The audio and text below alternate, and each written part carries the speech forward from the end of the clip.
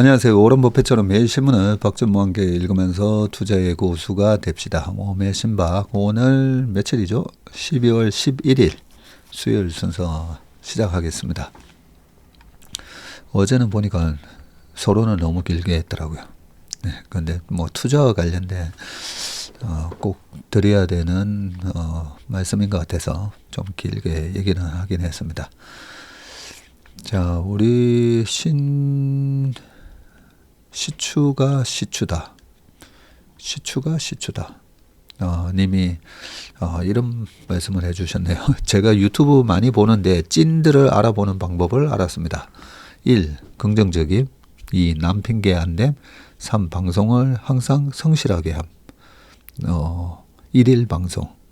네, 그리고 4. 잘못을 인정하고 유연함. 5. 무조건인 확신이 아닌 리스크도 같이 이야기해줘. 네, 매일같이 참 방송 성실하게 하시는 분들이 있잖아요.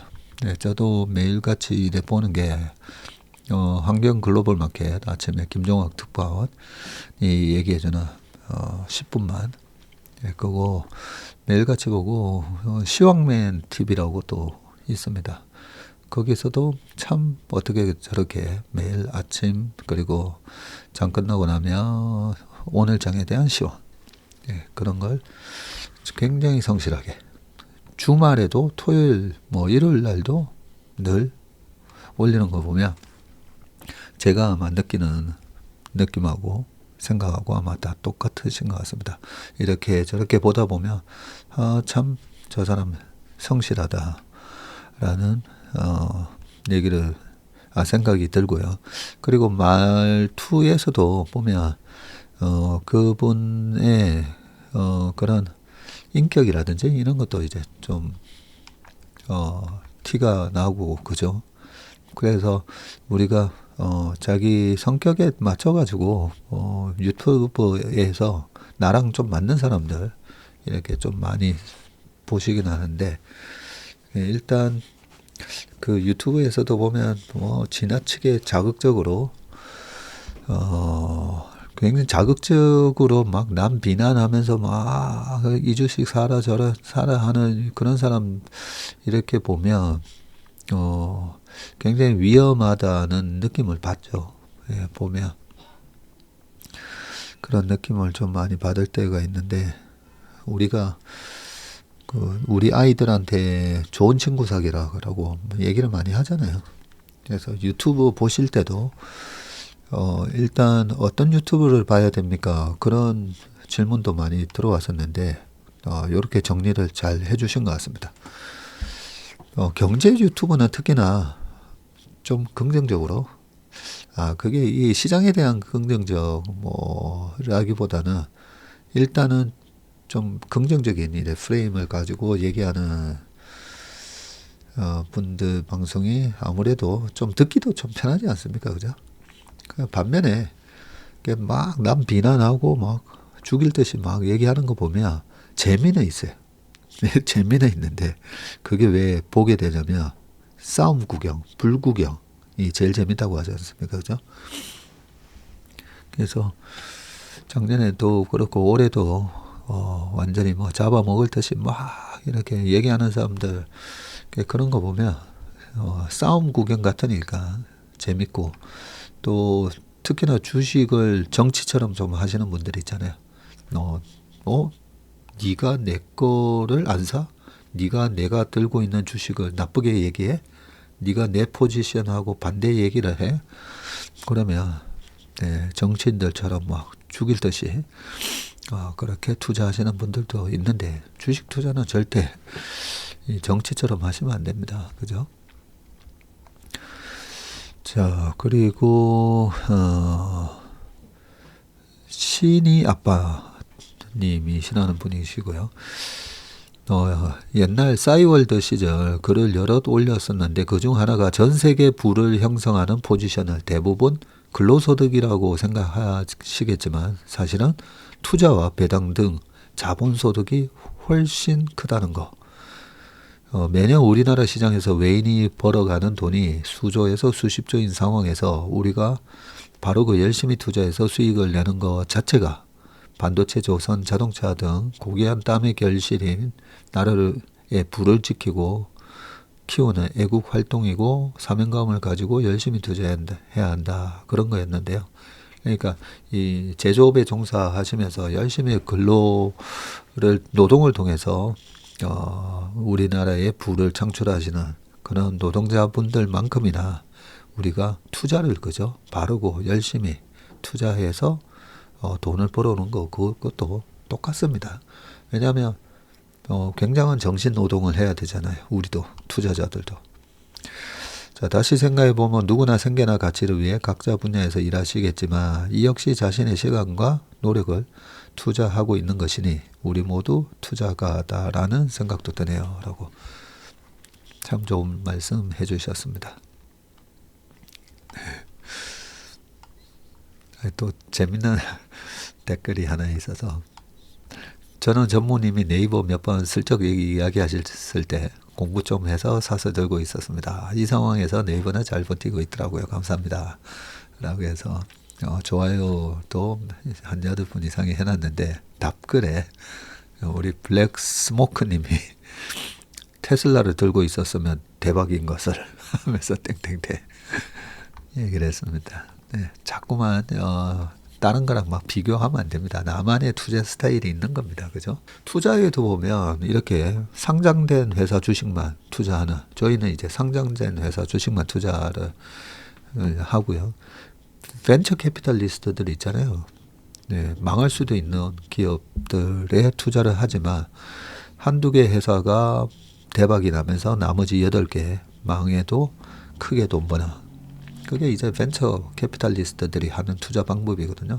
그래서 이 투자도 스펙트럼이 다 다릅니다. 그러니까 거기에 내가 잘할 수 있고 내 적성하고 내 성격하고 맞는 투자를 이제 선택하면 되는 거거든요. 그래서 벤처 캐피탈리스트들이 워런 버핏 같은 분들한테 왜 그렇게 주식하고 있냐, 뭐 그럴 수는 없는 거잖아요. 그죠? 각자의 스타일이 있는 겁니다. 우리 은혜님이 좋은 원칙, 좋은 투자 습관, 그리고 꾸준히 그 부분을 다시 정리해서 적어주셨습니다. 이제는 퇴근할 때 1.5배속으로 신문 봅시다 영상을 BGM처럼 들으면서 귀가하고 있습니다. 백그라운드 뮤직처럼 듣는다는 말씀이시죠. 제가 봐도 제 웜의 신방 영상은 1.5배속으로 들어도 괜찮더라고요. 제 말이 느리다 보니까. 우리 설레이는 백억님이 매일같이 이렇게 응원을 해주셔서 또 감사합니다. 그리고 한스님이 이렇게 또 적어주셨어요. 퇴근길 브리핑 너무 좋아서 감사드립니다. 퇴근하는 차 안에서 잘 듣습니다. 사실 이번 조정 때 보유 캐시로 분할 매수와 포트 조정을 같이 하셨군요. 오, 잘하셨습니다. 그리고 짧은 시간에 요점을 말씀해 주실 때 입가에 미소가 생기더라고요. 내가 생각한 게 적어도 한 명은 동의하는구나. 수익 나는 것보다 하면 할수록 이런 거 맞출 때가 기분이 더 좋더라고요. 그런 말씀 해주셨습니다. 올해 목표가 12월에 자녀와 배우자와 같이 가서 인사드리려고 했는데 내년에 꼭 인사드릴 수 있도록 노력하겠다고 하셨습니다. 네, 같이 오십시오. 자녀분들하고. 자녀가 뭐 초등학생이든 중학생이든 고등학생이든 이렇게 와서 우리 아빠 엄마가 옛날에 이제 나중에 커서 그렇게 생각할 겁니다. 야, 그때 이렇게 금융에 대한 관심을 가지고 그때 이런저런 박전무라는 사람을 만나서 저런 그때 상담을 했던 게 나중에 나오면 애들이 다 기억합니다. 네, 왜냐하면 제가 지나고 나니까 제가 다 기억나더라고요. 그래서 어릴 때부터 이 금융에 대한 투자, 우리가 노동소득으로만 돈을 번다라고 생각을 하는데 아까 말씀해 주신 것처럼 이 자본소득이 노동소득의 속도보다도 더 빠르게 증가하기 때문에 그래서 전 세계적으로 이 빈부격차가 더 심해졌다. 이게 토마스 피케티 교수가 얘기한 거잖아요. 그걸 어릴 때 조금이라도 어린 나이에 그런 게 있구나. 자본소득이라는 게 있구나. 이 개념을 알려주는 게 굉장히 중요하다라고 생각합니다. 자, 또혜영님이 올해 참 다이나믹한 12월이었다라고 말씀을 해주셨고요. 자, 이러면 또 시간이 너무 많이 가니까요. 네, 이제 기사로 넘어가 보도록 하겠습니다. 첫 번째 기사는요. 오늘은 머니투데이에서 가져왔고요. 이런저런 내용들 다 훑어봤는데요.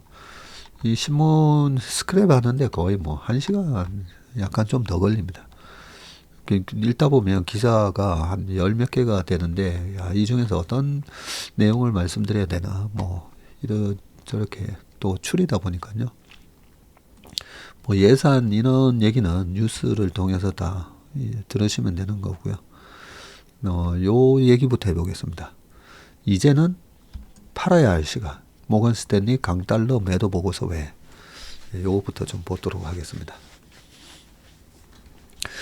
최근 고객들에게 보낸 메모에서 달러 매도를 권고했다고 합니다. 이 모건 스탠리가 반도체 팔아야 된다 하니까 이 반도체 섹터 자체가 수익이 잘 남에도 불구하고 벌써 한 5개월째 약세를 면치 못하고 있잖아요. 그래서 영향력이 있습니다. 그런데 모건 스탠리가 또 달러를 매도하라고 했어요. 트럼프가 재선에 성공한 이후 강달러 기조가 이어지는 가운데 지금 달러를 매도해야 한다라고 리포트가 나왔는데, 이제는 팔아야 할 시간, Time to Sell 이라는 제목에서 미국 달러의 미래 가치를 지나치게 낙관하고 있다면서 지금은 달러를 팔아야 할 때라고 권고했습니다. 모건 스탠리는 달러 매도 권고 이유로 이미 이 이유가 중요하죠, 그죠? 항상 얘네들 글로벌 이 IB들이 어떤 투자에 대한 의견을 제시할 때 그 논리가 뭔지 체크를 해봐야 됩니다. 자, 이유가 이미 글로벌 금융시장이 지나치게 강한 달러를 선반영하고 있다는 점을 꼽았고요. 이 데이비드 아담스라는 연구원은 달러에 대한 좋은 소식은 이미 가격에 반영이 됐고, 달러와 가치의 강세를 주도하는 미국 예외주의도 시장에 내재가 됐다면서 유로화에 미칠 악재 역시 이미 유로화 약세에 반영이 됐다고 설명을 했습니다. 또 트럼프의 보편 관세 도입에 대한 시장의 기대가 지나친 달러 강세를 불렀다고 모건 스탠리는 진단을 했는데, 투자자들이 트럼프 집권 2기에 시행할 정책의 속도와 폭, 규모를 과대평가하는 측면이 있다면서 트럼프의 새 무역 정책은 상대적으로 빨리 나올 수 있지만 시행은 예상보다 느리고 중국에 집중된 방향으로 좁아질 수 있다고 짚었습니다. 네, 트럼프 말 때문에 뭐 멕시코, 캐나다, 뭐 우리나라 다 난리였지 않습니까? 그죠? 지금도 난리고요. 이게 결국은 중국에 집중돼서 나올 일이지 이 동맹국한테는 크게 영향을 안 줄 수 있다, 이런 얘기들이 계속 나오긴 했지만 시장에서는 그렇게 반응을 안 하고 너무 과대평가하고 있다라고 지적을 하고 있습니다. 그리고 미국 달러 대신 호주 달러와 영국 파운드를 매수하는 것이 바람직하다라고 조언을 했고요. 이들 통화 가치가 역사적으로 낮은 수준인데다가 미중 무역 전쟁에 따른 영향을 덜 받아서 미국 달러 대비 가치가 상승할 가능성이 높다고 봤고요. 한편 모건 스탠리는 최근 발표한 보고서에서 이 페드가 이달과 12월 18일이죠. 그리고 내년 1월 연속으로 금리를 인하할 가능성이 높은 만큼 이에 맞춰 투자 방향을 설정해야 한다고 강조를 했는데, 모건 스탠리 예측이 공개된 이후 시장 트레이더들도 올 12월과 내년 1월 두 차례 연속 금리가 낮아질 것으로 보고 베팅 전략을 바꿨다고 합니다. 실제 이날 CME 페드워치에 따르면 18일 12월 이 FMC 회의에서 금리를 인하할 가능성이 85.8, 지난주에는 61.6이었는데 85.8로 12월 달에 25BP 인하를 무조건 할 거다. 무조건은 아니죠. 85.8이니까 할 가능성이 아주 높다라고 투자자들은 생각을 하고 있는 것 같다라고 이렇게 전했네. 우리나라 원달러 환율도 그죠? 1330원이었다가 이번에 1430원까지 이렇게 올라갔습니다. 이렇게 올라가니까 달러가 이 환율이 문제다 이렇게 얘기하시는 분들이 많은데, 일단 수출 기업한테는 너무 좋은 또 상황이 발생을 하고 있습니다. 자, 두 번째 기사는요, 재밌는 기사입니다. MTC평 이솝 우화와 교훈. 저는 이런 칼럼 보는 거 되게 좋아합니다. 이솝 우화, 늙은 사자와 여우가 새삼 떠오른다고 합니다. KDI 경제교육정보센터 소장 송인호 소장님이시군요. 얼굴이 여기 나옵니다. 자, 이 이야기는 늙은 사자가 병든 척하며 동물들이 병문안하도록 가짜 정보를 퍼뜨리면서 시작이 되는데, 많은 동물이 가짜 정보에 속아서 사자 굴 안으로 병문안 가면서 이들이 잡아먹히는 이야기인데요. 많은 동물이 사자의 꿰매에 빠져 사라졌지만 여우는 굴 안으로 들어가는 발자국만 있고 나오는 발자국이 없음을 간파해서 사자의 술책에서 벗어날 수 있었다고 합니다.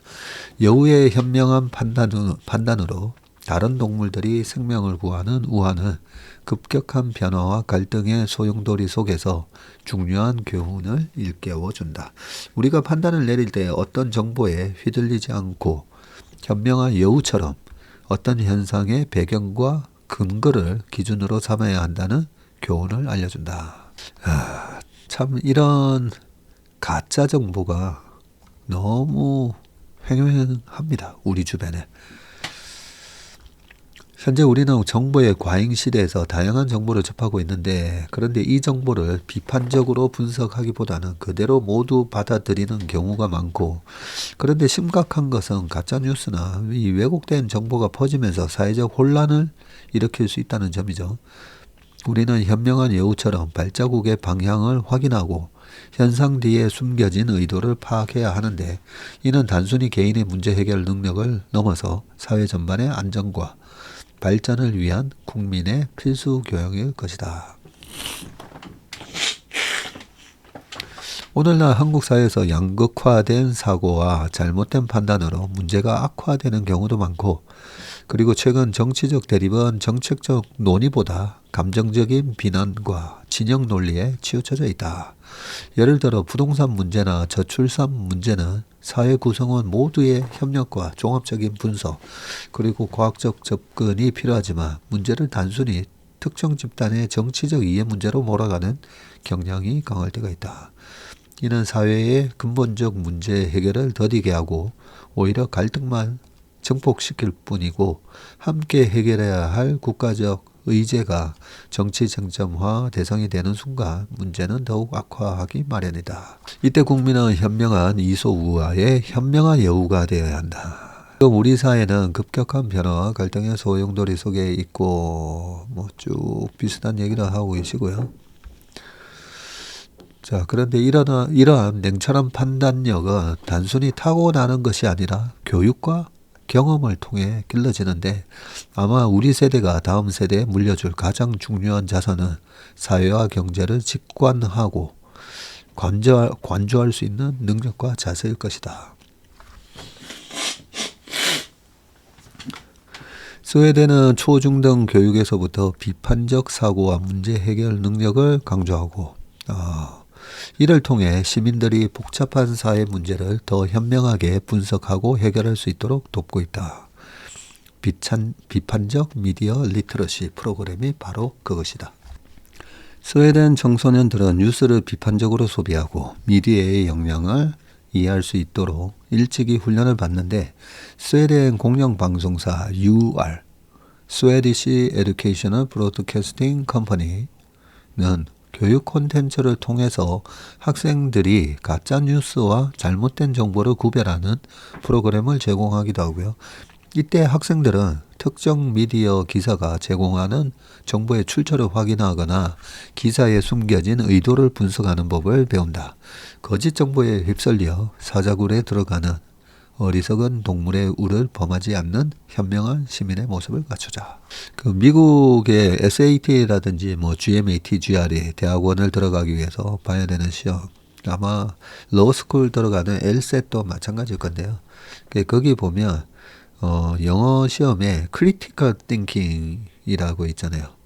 그리고 verbal은 그 뭐 단어, 단어 시험이고요.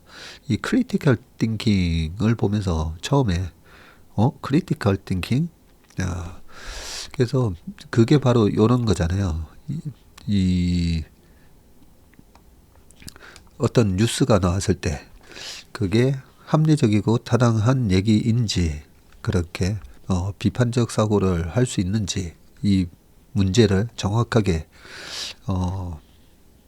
글에 담겨 있는 메시지를 있는 그대로 받아들이는 게 아니라 요거는 논리에 맞지 않는데 그런 논리적으로도 따져보고 하는 그런 사고력, 냉철한 판단력 이런 걸 하듯이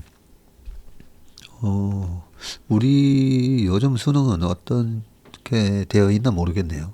그런 크리티컬 띵킹 하는 시험이 있는지는 모르겠는데 그래서 저희 고등학교 1학년 때 국어 선생님이 저한테 제가 주제와 소재 막 이런 거 밑줄 그으면서 참고서 보면서 막 공부하고 있으니까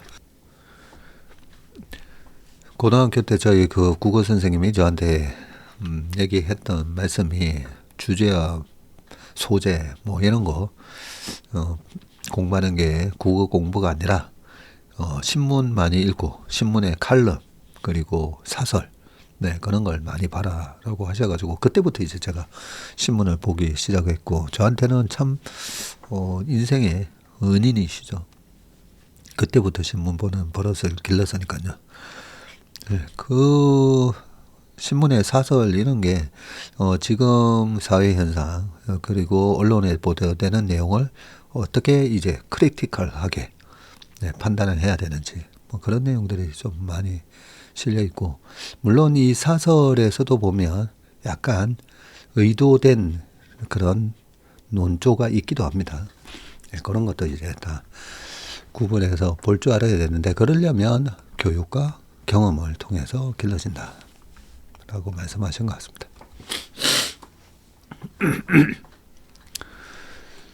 자, 그 다음 기사는요. 재밌는 기사 하나 있습니다. 이번에 시장에 올라갈 때 역시나 실적 좋고 달러를 잘 벌어오는 기업이 빵 튀면서 올라갔잖아요. 그 중에 하나가 바로 이 삼양식품인데요. 불떡과 쌍끌이 삼양식품 글로벌 브랜드 맵을 출시했다라고 되어 있는데 이게 나왔나요? 삼양식품의 신규 글로벌 브랜드 맵다 해서 맵인 것 같은데요. 신라면이 매울 신자 딱 했다면 삼양식품은 아예 우리나라 말로 맵을 한 게 아닌가 그런 생각이 듭니다. 자, 불닭으로 세계적인 K라면 열풍을 일으키고 있는 삼양식품이 두 번째 해외 전용 브랜드를 선보였고 불닭 인기에 따라 후속 브랜드를 육성해서 새로운 모멘텀을 만든다는 방침이다. 삼양식품은 이 신규 브랜드 맵을 태국에서 처음으로 공개했군요. 맵은 K푸드의 정수인 매콤함 맵다에서 영감을 받은 브랜드로 매운맛이 주는 짜릿한 즐거움과 해방감에 주목했다고 하고요. 가장 한국적인 맛부터 이국적인 맛까지 맵만의 기준으로 재해석해서 한국의 매운맛을 구현한 것이 특징이라고 했습니다. 맵은 그리드 갈릭 슈림프 라면, 블랙페퍼 치킨 라면 두 종으로 출시했다고 하고요. 네. 블랙페퍼 치킨 라면은 블랙페퍼와 고수, 라임이 어우러진다고 합니다. 가끔씩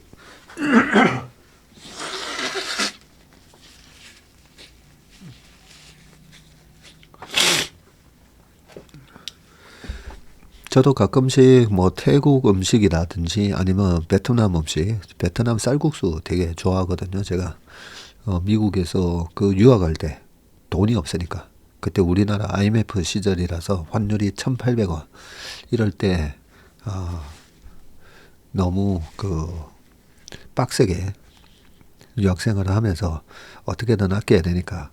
근데 이 가성비가 가장 좋은 식당이 베트남 식당이더라고요. 그 베트남 식당을 가면 라지가 있고요. 엑스라지가 있고 2엑스라지. 예, 그렇게 있었던 것 같은데 저는 가면 무조건 2엑스라지로 달라고 합니다. 그러면 정말 정말 거짓말 요만큼 보태서 세숫대야에 나와요. 세숫대야 같은 데다가 베트남 쌀국수가 나오고 거기다가 제가 좋아하는 스프링롤 예, 2개 시켜서 먹으면 아주 든든하게 먹었는데 그래봐야 4불 50? 네. 4달러 50? 다 합쳐도 한 5불 됐으려나? 제일 많이 먹은 음식이 베트남 쌀국수였거든요. 그 쌀국수에 보면 뭐 양념도 있지만 여기 고수 있잖아요. 고수. 예, 고수도 잔뜩 넣어서 먹었습니다. 우리나라 분들 중에는 이 고수 향이 이상하다 해서 못 드시는 분들 많으신데 저는 지금도 베트남 쌀국수 먹을 때 이 고수 잔뜩 넣어 먹습니다. 그냥 약간 우리나라 쑥 같은 느낌으로 먹거든요. 왠지 좀 몸에 좋은 느낌도 나고. 네, 그 밑에 내용을 한번 보시고 자, 맵이 불닭처럼 라면 외에 다른 제품군으로 넓힐 가능성도 열어놨고요. 불닭은 대표 제품인 라면 외에 소스, 감자칩 등으로 브랜드를 확장하고 있고요. 한편 불닭은 K라면 열풍에 힘입어서 국내에서 호실적을 거두고 있는데 불닭이 삼양식품의 실적을 견인하면서 올 3분기 기준 전체 매출에서 해외가 차지하는 비중이 78%까지 늘었습니다. 완전 수출주네요. 이번 맵을 통해서 공들이고 있는 동남아시아 시장 확장에도 속도를 내고 삼양 라운드 스퀘어 관계자는 2025년 1월 삼양 애니를 통해 선보이는 스쿨 런치 어택 It's Map Time 콘텐츠로 동남아시아 시장 공략을 더 가속할 예정이라고 합니다. 이런 기업 활동이 되게 중요한 게 그냥 삼양 불닭볶음면 요 하나만 가지고 계속 밀고 나가다가 언젠가 이 패션이 바뀔 수가 있잖아요. 이제는 불닭이 아니라 뭐 노란닭 뭐 이런 식으로 바뀔 수도 있는 거고. 그러고 보니까 그 이경규 씨가 저거 했었던 꼬꼬면 뭐 이런 것도 한때 반짝했다가 나중에 또 없어지잖아요. 그러면 주가는 기업의 10년 미래를 10년치의 캐시플로우를 다 반영을 하는데 이 불닭볶음면이 5년 6년 뒤에도 이렇게 잘 팔릴까 그렇게 걱정이 되거든요. 그래서 새로운 또 이렇게 제품 개발이 중요하고 새로운 제품을 브랜드를 론칭했는데 먹히면 그러면 주가가 또 레벨업이 되고 이게 라면 뿐만 아니라 그죠. 지금 여기 소스라고 돼 있는데 소스뿐만 아니라 감자칩 등 스낵까지도 불티나게 이 브랜드 파워를 이용해서 판다면 그렇게 되면 완전히 이제 금상첨화가 되는 거죠. 아무튼 맵 잘 되기를 바라겠습니다. 한번 사모봐야 되겠네요.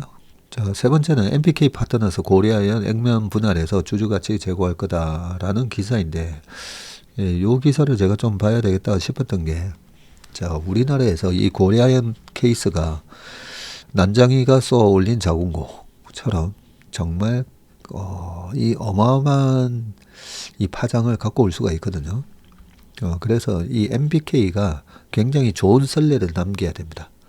결국은 이렇게 약간 적대적 M&A처럼 됐는데 경영권이 바뀌니까 주주들한테 그리고 임직원들한테 그 직원들한테도 더 괜찮네.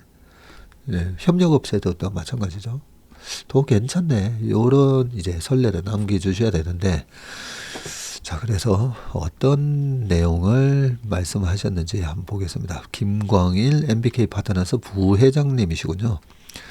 소공동 롯데호텔에서 고려아연 지배구조 개선과 주주가치 회복 방안을 주제로 기자간담회를 하셨군요. 고려아연의 주식 액면 분할을 통해서 유통 주식수를 확대하고 주식시장에서의 유동성을 제고하겠다고 밝혔네요.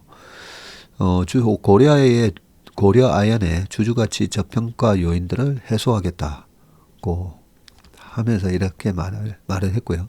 경영권 분쟁 과정에서 줄어든 주식 유통 물량을 확대하고 유동성을 높여서 주주가치 저평가 요인들을 해소하겠다고 했습니다. 줄어든 유통 물량 문제를 해결할 방법은 이번에 말도 안 되는 일반 공모 유상증자가 아니라 주식 액면 분할이다라고 했고요.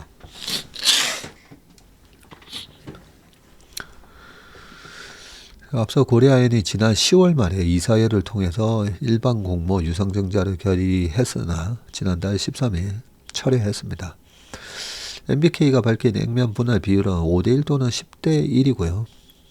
고려아연 주가가 150만 원이라고 했을 때 10대1로 하면 15만 원. 야, 그래도 비싸 보인다, 그죠?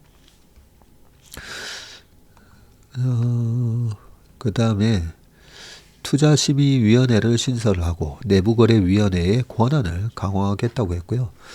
MBK가 최윤범 고려아연 회장과 관련해서 제기한 의혹들을 겨냥한 것으로 풀이가 되는데 MBK는 원아시아 파트너스 펀드 출자에 배임 의혹이 그리고 이건희호 홀딩스 투자 등에는 성관주의 의무 위반 의혹이 있다고 주장을 해왔었군요. 그리고 투자심의위원회에는 사회이사가 많이 들어갈 것이라고 했군요. 집행임원은 인사권자에 복종하지 않을 수 없어서 사회이사도 들어가는 투자심의위원회가 필요하다고 했고요. 내부거래위원회와 관련해서는 공정거래법상 재벌 총수인 장영진 영풍그룹 고문과 그 특수관계인 간의 거래만 오는 게 아니라 등기, 미등기 임원과 그 특수관계자의 거래는 다 오라는 것이다 라고 되어 있고요. 그렇게 되면 원아시아 파트너스 같은 투자가 불가능할 것이라고 얘기했고 이 밖에도 MBK는 이날 주주가치 제고 방안으로 보유 자사주 전량 소각, 배당정책 공시 정례화, 소수 주주들의 분리 선출, 사회이사 후보 추천, 주주권익 보호, 사회이사 제도 도입, ESG 양성평등위원회 신설 등도 제시했다라고 합니다. 그리고 최 회장과 협력할 필요가 있다고도 했네요. 그러면서 고려아연이라는 큰 회사를 운영하면서 20% 주주의 협력을 받지 않고는 회사가 평안할 수 없다고 하면서 어떻게 하든 최 회장 측을 이사회 안으로 끌어들여야 한다고 또 그렇게 얘기를 하셨군요. 하여튼 좋은 선례가 남기를 바라겠습니다. 그 다음은 외환 금융위기 때나 있던 6개월 연속 음봉, 이번에는 정치 이슈로 요 기사를 한번 보겠습니다. 그러니까요, 또 뭐 매일 장 끝나면 차트 한번 쭉 보잖아요. 차트 쭉 보는데 이 6개월 연속 음봉은 이게 정말 이 크게 추세적인 하락장에서나 있는 음봉이거든요. 그래서 이번 이 차트가 좀 예사롭지 않는 차트이긴 합니다. 자, 외환 금융 위기 때나 있던 이 6개월 연속 음봉은 이번엔 정치 이슈로라고 되어 있거든요. 자, 국내 주식시장이 하반기 들어서 침체를 나타내면서 지금 11월까지 5개월 연속 차트상 음봉을 기록한 가운데 이번 달에도 마이너스 행렬이 지속될지 주목이 되는데 11월까지는 5개월 연속 음봉이고요. 자, 6개월 연속 월간 차트 음봉은 IMF 외환 위기 혹은 글로벌 금융 위기와 같은 큰 경제 금융 쇼크에나 있었던 일인데 정권가에서는 정치적으로 불안정한 국내 환경이 지속이 되면 6개월 연속 음봉 현상이 이번에도 발생할 수 있다고 본다. 자, 실제로 코스피 6개월 이상 음봉은 97년 IMF 때 외환위기 때 7개월 연속 진행이 됐었고 97년에는 7개월 연속이었군요. 2008년 글로벌 금융 위기 당시에 6개월 연속 음봉이라는 큰 폭의 하락이 있었다. 10월, 9월, 8월, 7월, 6월, 5월 그렇네요. 3, 4 반등이 들어가다가 5월 달부터 빠지기 시작해가지고 5, 6, 7, 8, 9 네, 10월 그렇죠. 10월 말에 저점 나왔으니까. 구체적으로 살펴보면 97년 5월 말 757이던 종가가 같은 해 12월까지 376까지 50% 넘게 빠졌었고요. 그리고 2008년에는 5월 말, 여기 나오네요. 5월 말에 1850이었던 종가가 11월 말 1076까지 42%가량 크게 하락을 했다. 아울러 6개월은 아니지만 2000년 IT 닷컴 버블 때도 5개월 연속 음봉을 기록하며 코스피가 40% 가까이 빠진 적도 있는데 올해도 지난 6월 말 코스피가 2800에서 11월 말에 2456으로 12%가량 마이너스 지수를 나타내며 5개월 연속 월간 지수가 하락을 했다. 이 위의 케이스에 비해서는 이 하락폭은 적지만 이 6개월 가까이 되다 보니까 굉장히 지치잖아요. 짜증나고 지치지. 그런 상황이 연출되고 있습니다. 갑작스러운 계엄 상황이 발생하기 전인 이달 초만 해도 코스피와 코스닥이 모두 동반 상승하면서 산타랠리 기대감도 어느 정도 감지가 됐었는데요. 그러나 계엄 사태 이후 4거래일 동안 코스피와 코스닥이 각각 6에서 9% 빠졌고 이런 추세가 지속되면 IMF 때나 글로벌 금융 위기 때나 있었던 6개월 연속 음봉 차트 발생이 현실화될 수 있다. 다만 증권가에서는 이 같은 상황 발생이 경제 쇼크가 아닌 정치 쇼크에 의한 지수 하락 장기화 가능성이라는 점에 주목해야 되는데 경기 침체 현실화에 의한 가능성까지는 아니라는 점에서 너무 크게 우려할 필요는 없다는 얘기를 하고 있고요. 이현택 연구원이 얘기를 해줬거든요. 지금까지 5개월 넘는 마이너스는 3차례 밖에 없었는데 모두 경기 하락 충격이 컸던 시기였고 지금의 경기 사이클이 부진하지만 그 정도는 아니고 낙폭이 과거 사례에 비해 적다는 점도 참고해야 된다. 이렇게 얘기했고요. 6개월 연속 음봉 가능성이 없는 건 아니지만 이달 말로 갈수록 상황이 나아질 것이라는 견해도 제기가 되는데 이경민 대신연구원 부장은 국내 정치적 불확실성 확대로 향후 외국인 수급 등 정시의 향배를 예단하기는 어렵지만 최악의 상황으로 치닫지 않으면 12월 계절성의 힘이 더 강할 수 있다면서 이 쿼드러플 위칭데이 이번 주 목요일이에요. 네, 내일이네요. 내일. 쿼드러플 위칭데이 4가지 파생상품 만기일이 겹치는 날이죠. 이 두 번째 목요일입니다. 3, 6, 9, 12월 두 번째 목요일에 분위기 반전이 가능할 것이라고 얘기를 했습니다. 자, 마지막 기사를 보겠습니다. 6개월 연속 음봉 나고 난 이후에는 어떻게 됐는지 나중에 차트 분석 한번 해보겠습니다.